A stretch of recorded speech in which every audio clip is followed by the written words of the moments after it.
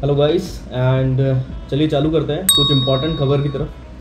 Market के अंदर कई सारी ऐसी न्यूज़ेस आती हैं जिनको डेली कवर करना बहुत ही मुश्किल हो जाता है, बट कुछ ऐसी न्यूज़ेस होती हैं जो कि इंपॉर्टेंट होती हैं, जिसकी वजह से फ्यूचर मार्केट पर्सपेक्टिव जो है वो चेंजेस होते रहते हैं। अपन इसी के रिगार्डिंग एक बात करने वाले हैं। चलिए कुछ बात कर लेते हैं कुछ इंटरेस्टिंग चीज़ की। मार्केट में जब भी कोई बड़ा प्लेयर आता है ना, तो क्या होता है, उससे बड़ा जो प्लेयर होता है, जो पहले से उस इंडस्ट्री के अंदर होता है, उसका भी मार्केट शेयर खा जाता है, राइट। ऐसा ही कुछ पहले हो चुका है, हम जियो के साथ देख चुके हैं, एयरटेल के साथ क्या हुआ था, एंड अभी हम टाटा मोटर्स के साथ देख रहे हैं कि एमजी मोटर्स इंडिया, जो कि जेएसडब्ल्यू का पार्ट बन चुकी है, अभी जेएसडब्ल्यू ने स्टेक खरीदा है, और टाटा मोटर्स के साथ अभी क्या हो रहा है, राइट। एंड इसी के साथ अगर इसी को आगे बढ़ाया जाए तो ये कहा जा सकता है ज्वेलरी सेक्टर के साथ भी कुछ ऐसा ही हो रहा है। ज्वेलरी इंडस्ट्री में काफ़ी सारी ऐसी कंपनीज हैं जो अब जो है ज्वेलरी की काम कर रही हैं, ज्वेलरी मैन्युफैक्चरिंग कर रही है, डिस्ट्रीब्यूशन कर रही है, सेल कर रही है।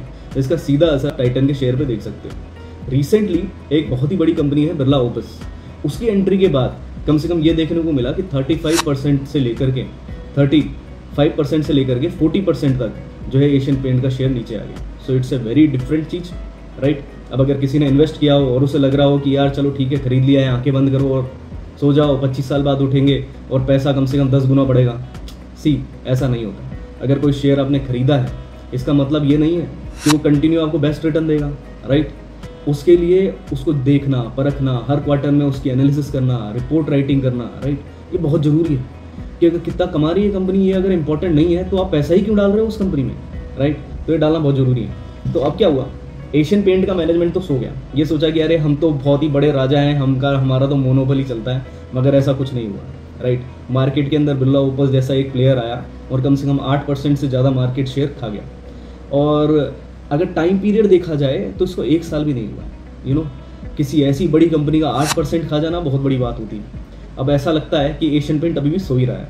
उन्होंने अभी तक ना अपना पोर्टफोलियो डाइवर्सिफाई किया है, ना ही तो अपने कुछ पेंट्स के जो हैं नए ऑप्शंस लेके आए हैं, राइट। तो इसको कहते हैं मैनेजमेंट का सो जाना, और शेयर होल्डर्स को इस टाइम पे जग जाना चाहिए, राइट।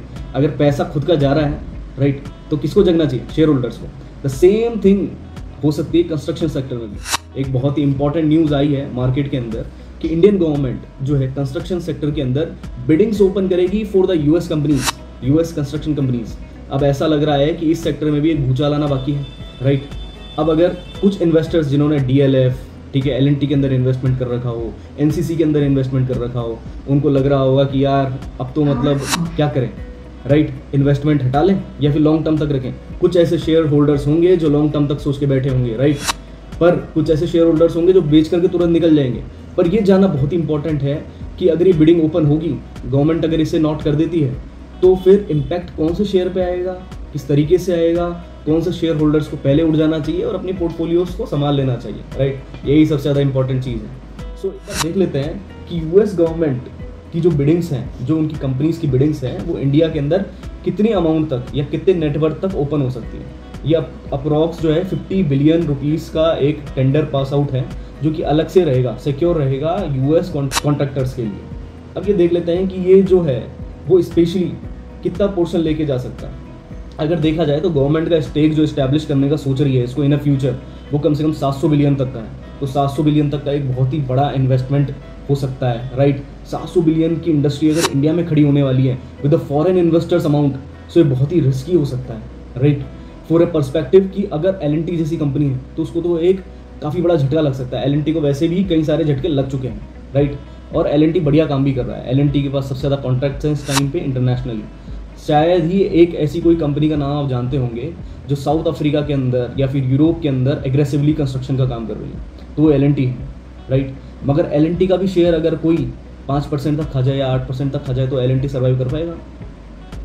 टाइम बताएगा, राइट, टाइम ही बता सकता है। क्योंकि 25% अगर इंडियन गवर्नमेंट बिडिंग के अंदर अमेरिकन कॉन्ट्रैक्टर्स को दे देगी तो ये बहुत ही बड़ा इम्पैक्ट करेगा। तो ये मेनली जो है रेलवे कंस्ट्रक्शन, ठीक है, और जो मेगा कंस्ट्रक्शंस होते हैं, बिजनेस ग्रोथ, उसके लिए जाएगा, right. Small construction like DLF अपने रिटेल हाउसेस के लिए जाना जाता है, राइट। एनसीसी जो है अपने रिटेल हाउसेस के लिए जाना जाता है, राइट। उनको इतना इम्पैक्ट नहीं पड़ेगा। इम्पैक्ट पड़ेगा किसको, जो एलएनटी का जैसा काम कर रही है। एलएनटी की जैसी कंपनीज कई सारी हैं जो अपने इंडिया के अंदर काम कर रही हैं, जिनको इम्पैक्ट पड़ेगा। सीरियसली इम्पैक्ट जब पड़ता है जब कॉन्ट्रैक्टर्स जो है मैन्युफैक्चरिंग चालू कर देते हैं किसी भी देश के अंदर और वो ह्यूज लेवल पे इन्वेस्टमेंट करके अपने स्टेक्स को बढ़ाते जाते हैं। यही सिनेरियो बिरला ओपस जियो के अंदर हुआ है और सेम सिनेरियो हमारे L&T एंड बाकी जो भी मैन्युफैक्चरिंग है उनके अंदर हो सकता है। कुछ ऐसी कंपनीज जो L&T की जैसी ही है, L&T जितना ही काम करती है या फिर L&T से छोटी है, जो नहीं मैन्युफैक्चरिंग यूनिट में काम कर रही है, राइट, स्पेशली कंस्ट्रक्शन के अंदर। सो जैसे कि NCC, जैसे कि मैं आपको काफ़ी सारे एग्जांपल्स अभी दे रहा हूँ, NCC के, गोदरेज के, ठीक है। तो इनमें से मेन इम्पैक्ट किसको पड़ेगा अगर देखा जाए तो L&T को पड़ सकता है, ठीक है। PNC इंफ्राटेक है, उनको पड़ सकता है, राइट। जो एयरकॉन इंटरनेशनल है उसको भी ये इम्पैक्ट पड़ सकता है क्योंकि 25% का स्टेक जो आने वाला है फॉरेन बिडर्स के थ्रू वो रेलवे में भी आएगा और airport manufacturing and port manufacturing के अंदर भी आएगा, राइट। एंड NCC को भी थोड़ा बहुत इम्पैक्ट पड़ सकता है। इसके बाद KEC इंटरनेशनल लिमिटेड है जिसको एक अच्छा खासा इम्पैक्ट पड़ सकता है क्योंकि उनका जो है कंस्ट्रक्शन लेवल जो इतना हाई नहीं है, राइट। उनको छोटे छोटे कॉन्ट्रैक्ट मिलते हैं। ये जो कंपनीज होती हैं जो स्मॉल कैप की या मिड कैप की कंस्ट्रक्शन कंपनीज हैं, इनको स्पेशली तभी मूवमेंट मिलता है जब इनको कोई कॉन्ट्रैक्ट मिले। तो ये समझना पड़ेगा इन्वेस्टर्स को कि उनको किस लेवल पे, किस टाइम पे, कहाँ पर इन्वेस्ट करना है। इसके अलावा कुछ गवर्नमेंट कंपनीज भी हैं जैसे कि NBCC है जो कि एक गवर्नमेंट कंपनीज हैं जो कई सारे डाइवर्स काम करती है। ऑफकोर्स इनको ज़्यादा इंपैक्ट नहीं आना चाहिए बिकॉज इनके लॉन्ग टर्म टाइप्स रहते हैं गवर्नमेंट के साथ एंड अपने जो स्टेक होल्डर्स हैं उनके साथ। सो ये कुछ कंपनीज हैं। इसके अलावा जो भी कंपनीज हैं जैसे IRB इंफ्रास्ट्रक्चर है, ये काफ़ी स्मॉल कंपनीज हैं, ठीक है, जिन पे इम्पैक्ट कम पड़ेगा।